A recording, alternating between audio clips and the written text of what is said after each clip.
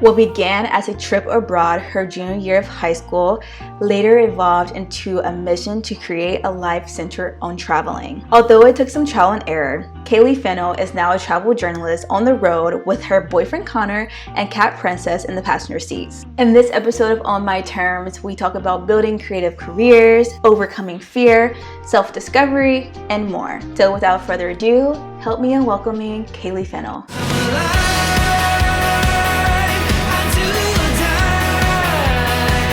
Let's jump right in. So you're a California native, you're a freelance journalist, Yes. and you're currently traveling full-time with your boyfriend and adorable cat, Princess.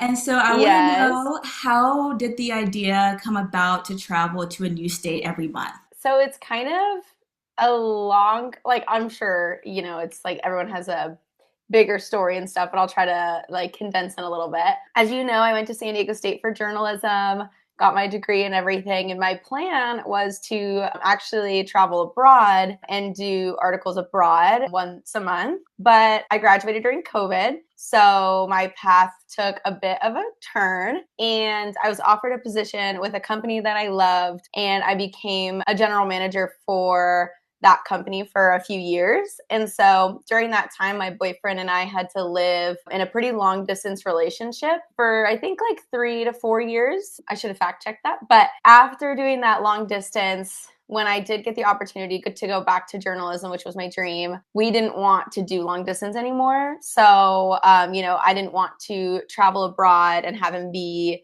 at home or in San Diego or California somewhere. So we were trying to find a good middle of where I could still travel and like do my dream job of travel journalism, but have him be with me. And so his company allowed him to go fully remote.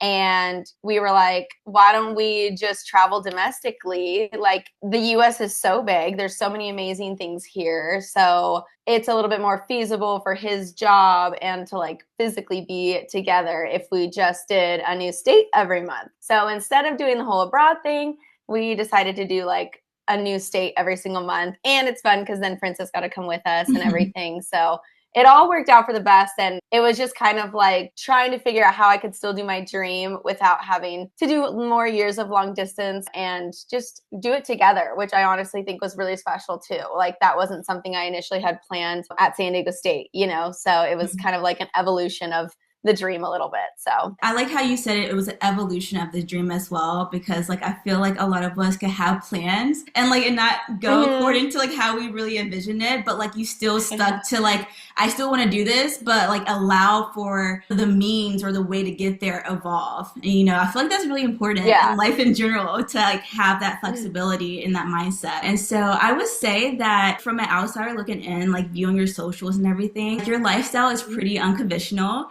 And I know a lot of people who, like, including me, who grew up in a town where a certain lifestyle was kind of pushed on you and it was encouraged above all others. Get the 9 to 5, get married, settle down, all of that, And I want to ask you, like, would you say the environment in which you grew up in, did it encourage a certain lifestyle? Yeah, I mean, I think that's a super good question. Kind of similar to you. Like I grew up in a really, really small town. And so, yeah, like college was pushed really heavy. Like that one track, I think education really pushes people down like one direction. And so I do think like my vision educationally was like very narrow. Like I was like, okay, you do this, then you go to college, then you do this, and then it's just like all kind of like laid out for you. But I feel really lucky because at home, I do think I got a very different perspective. My mom, just over the course of when I was physically in the home, had like 3 different careers. So like she was doing a career like, and it was in completely different fields. And so she like had a career, that one kind of like came to an end, or she was looking for something different, and then she did another one and then another one. And so I was like, oh, like you don't have to get one job and be there for 40 years and like retire, so like that was a really good view to see. And then I do also think I'm very lucky because my father is an artist, and so he naturally has like a very free spirit, and they both encouraged me so much to like follow my dreams and like whatever that may look like, Obviously college was important, it's just like a higher education and things like that because they're both college grads, and so they kind of really valued that.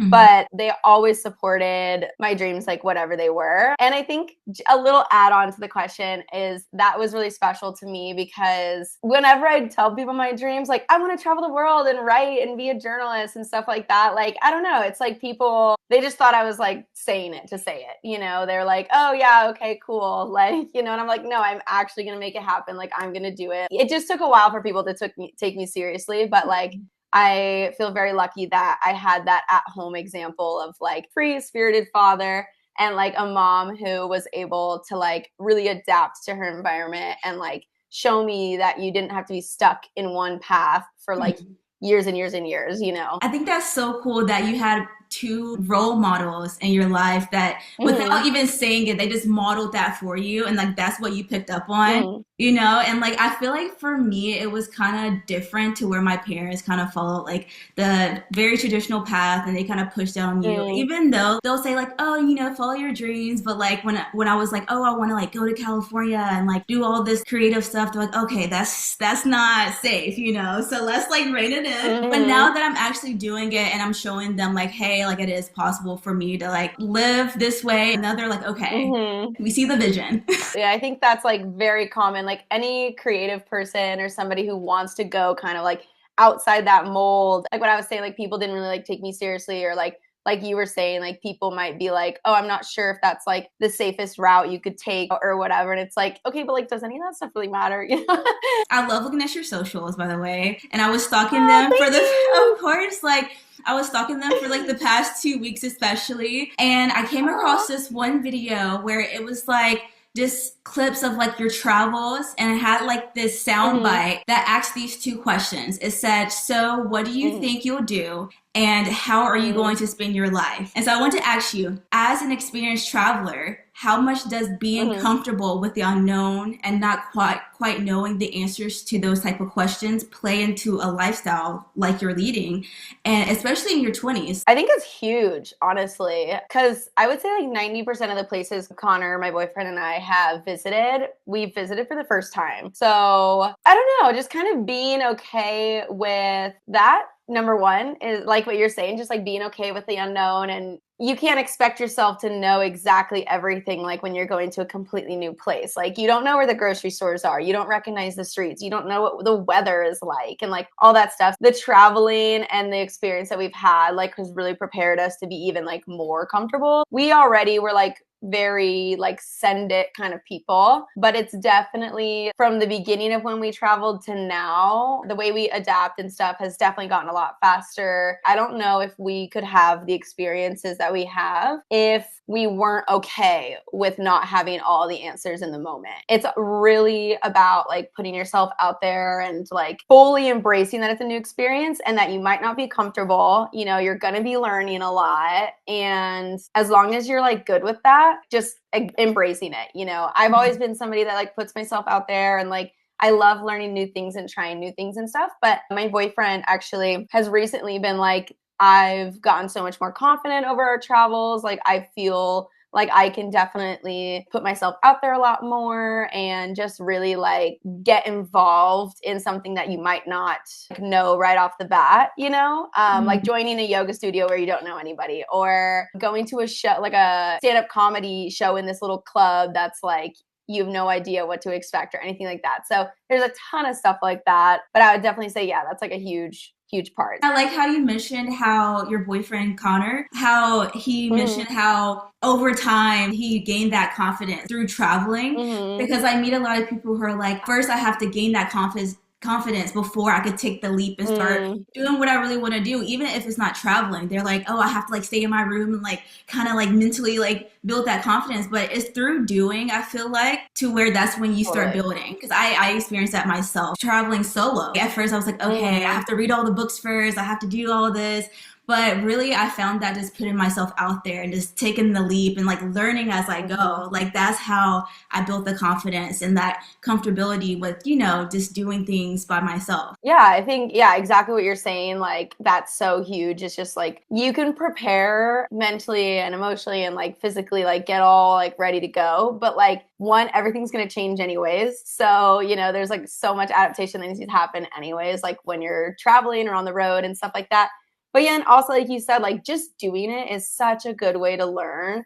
But I know a lot of people like that fear can like definitely get in the way of, oh, well, when I feel ready or when I feel like am, settled or whatever. And it's like those things may not happen in the timeline that this needs to happen. So it's like sometimes you just have to send it. There's another video I saw on your Mm-hmm. TikTok, and you were doing the Mm-hmm. met my younger self for coffee, and I really Oh, liked yes. it. Yes, and Yeah. it really spoke to how much growth you experienced between your past self and who you are today. Mm-hmm. And I want to ask you, what is something you learned about yourself while traveling that you feel like you wouldn't have been able to learn if it weren't for this lifestyle? I definitely think there's a lot, but let me try to think about like a big one. I feel like prioritizing is like a big one. I feel like I always prioritized, like when you're in like a corporate job or you're running around and just like completely entrenched in like your kind of whatever, your priorities might not even serve you. Certain priorities definitely need to get done, but something I learned through travel and I learned about myself is like I can prioritize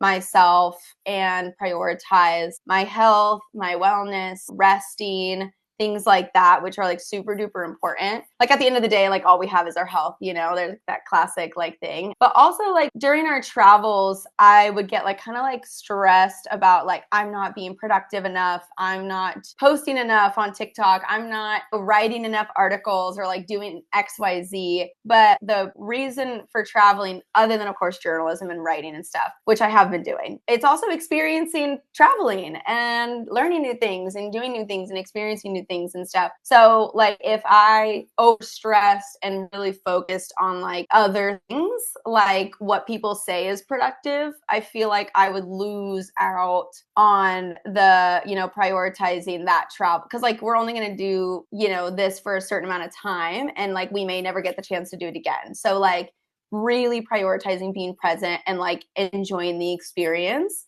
and not kind of getting like bogged down on those like not smaller priorities, but maybe not priorities that serve me and serve the present like as much. So I would definitely say that's something that was really interesting to learn because I was very like result oriented before going into this. I needed that like check mark and those things crossed off and everything. And I still am that way, but it was really interesting to shift my perspective to not be so prioritizing results and how many things can I cross off the list and stuff. So definitely that, which I don't think I would have learned if I wasn't traveling. I could not relate more to what you just said. And so I also want to ask you, this series is called On My Terms, and it features individuals who are creating and living life on their terms. So I want to ask you, for life to feel and look authentic to you, what terms are required? What a good question. I love it. I love this series, by the way. I think it's amazing that you're like highlighting like unconditional,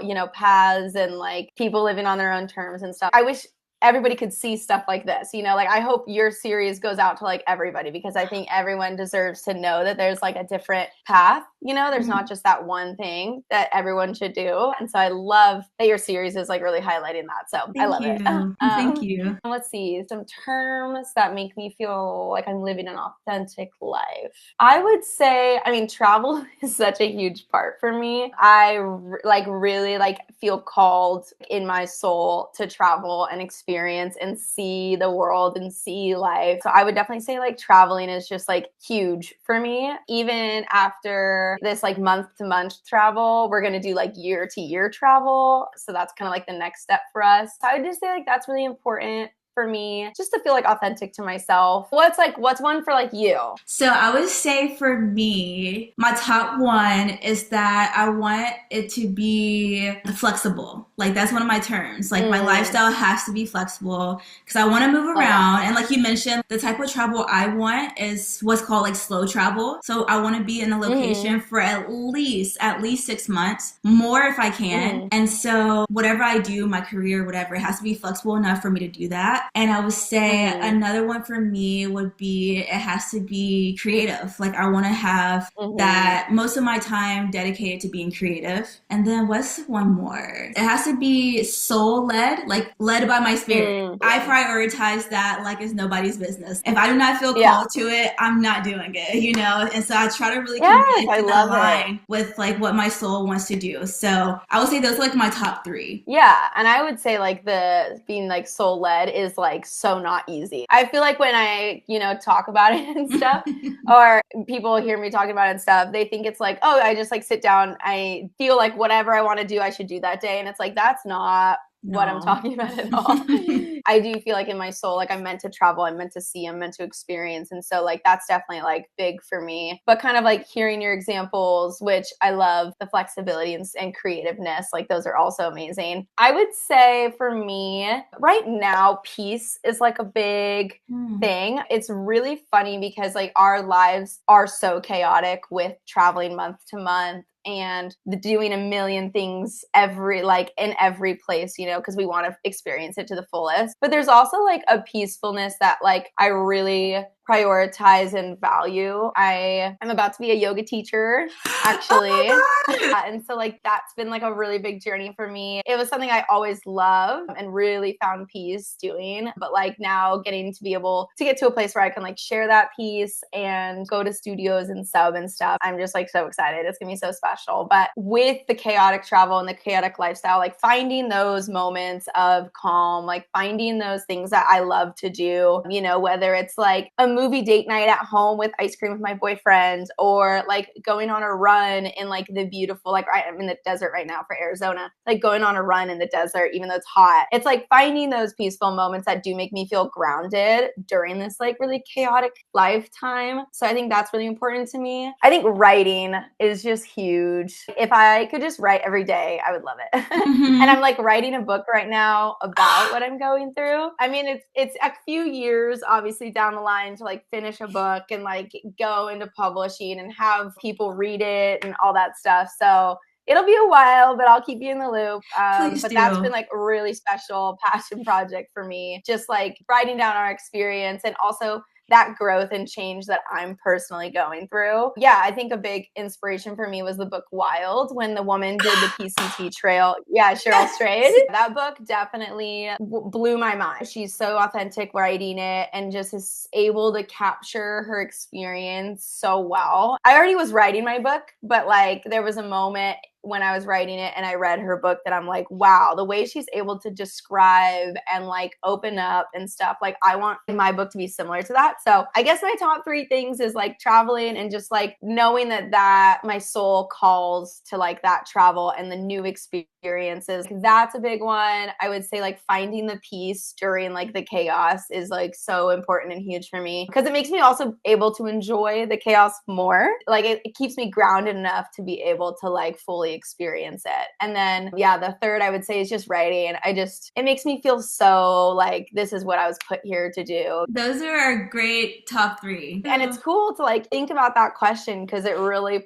again, it's like a perspective thing. Like it really centers you around like, okay, what are the things I value the most? And, you know, those things may change over time and stuff. So I'm going to like write that question down and definitely revisit it. So I have this little segment called I'm Just Curious, and it's rapid fire questions, okay? All right, so number 1. Okay. What is your go-to road trip song? I'm actually a podcast girl. Or I'm not a podcast. Well, I love Crime Junkie, but I'm a huge audiobook, actually. Like audiobooks all day, every day. And I would say my go-to audiobook is Brady and Sweetgrass. It's my favorite book. I have the hard copy so I can like annotate and stuff. But like I could listen to Brady and Sweetgrass all day. It's so amazing. Okay, what is one thing that keeps you grounded as a traveler, always on the go? I would say physical like exercise. Like I'm a huge, like whether it's yoga, running, gym, like just keeping that good schedule of like keeping my body in motion is like really huge for me. So that's what I would say. And next one, where has been your favorite travel location? That one's so hard. I really loved like Montana and New York and stuff and Washington, but I would say recently I've been like missing Maine a lot. Like Maine was always this like magical place for me. and like imagining Maine. Like I was like, it doesn't exist. It's like a magical state. And then so I was like, I have to go to Maine to like put my feet on the like Maine soil. And so I've been thinking about Maine a lot, and I miss it. We visited during October during the leaf change, so it was like beautiful. Okay, and the last one. What is one piece of advice you would give for those ready to live life on their terms? Ooh, that's a good one. Rapid fire, the first thing that comes to my mind is like, just do it. Like for real. Like, you know that like meme of Shia LaBeouf who's like, just do it. Like I'm being so for real. Like I love that video. There's so many details that you can get caught up in, you know, like that planning phase can be very overwhelming. But if you have kind of your groundwork, when we were planning ours, it's like, okay, we financially know how we're going to be able to accomplish this. We have a rough timeline. We have a rough path. And mind you, it's completely changed since then. But like we had enough to start. And I would just say like, literally just jump in, dive in, do it. I'm sure you feel the same way of like, you can only, again, prep so much. And then eventually you just have to take that leap. So that would be like my advice, rapid fire. Awesome. Hey, did you enjoy this video? If you did, make sure to leave a thumbs up and hit that subscribe button down below for new videos. And I want to know in the comments what terms are required for you for life to feel and look authentic to you. Okay, see you in the next episode. Bye.